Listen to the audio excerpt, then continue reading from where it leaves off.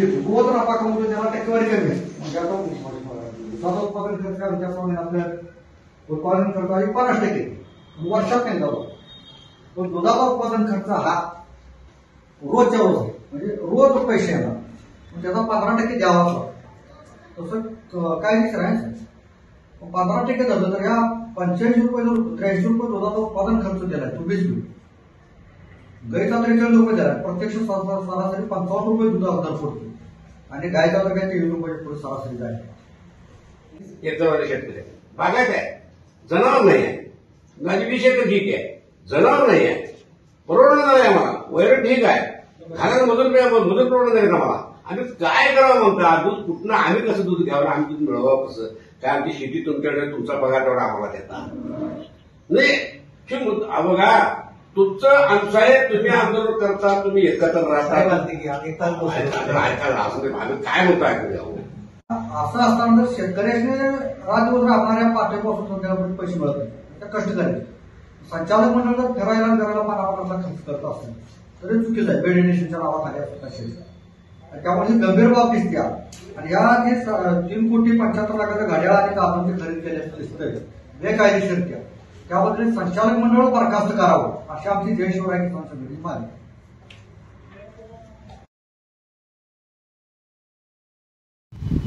आज आम्ही जय शिवराय किसान संघटनेच्या वतीने सहाय्यक निबंधक दुग्ध विभाग कोल्हापूर यांना निवेदन दिलेलं आहे. परवा 4 दिवसापासून बराच गोकुळच्या दूध उत्पादक संघाविषयी दंगा उठलेला आहे.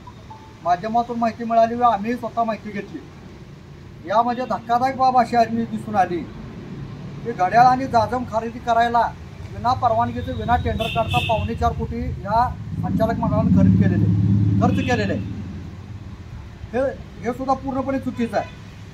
आणि असं असताना हे संचालक मंडळ इथं ह्या खुर्चीवर राहणं शेतकऱ्याच्या दृष्टीनं घातक आहे. त्यामुळे संचालक मंडळ सगळं बरखास्त करावं अशी आमची जय शिवराय किसान संघटनेची मागणी आहे. दुसरी महत्त्वाची बाब, शेणामतात हात घालून पहाटेपासून रात्रीपर्यंत आमची आई बाप, आमची बायका पोरं आमच्यासह सगळे राबत असतो. त्या दुधाचा यांनी दिलेला उत्पादन खर्च आहे हा म्हशीच्या दुधाचा उत्पादन खर्च. जिल्हा दूध उत्पादक कोल्हापूर, कृपया शेतकऱ्यांनी हे व्यवस्थित बघावं.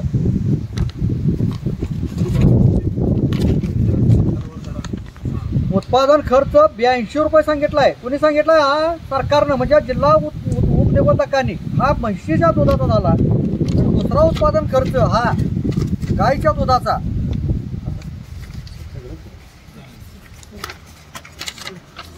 गाईच्या दुधाचा उत्पादन खर्च हा 43 रुपये सांगितलाय.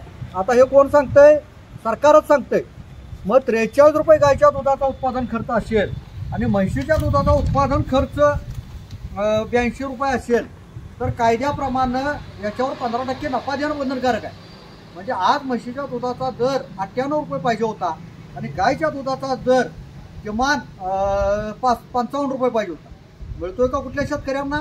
शेतकऱ्यांना हे जागवा.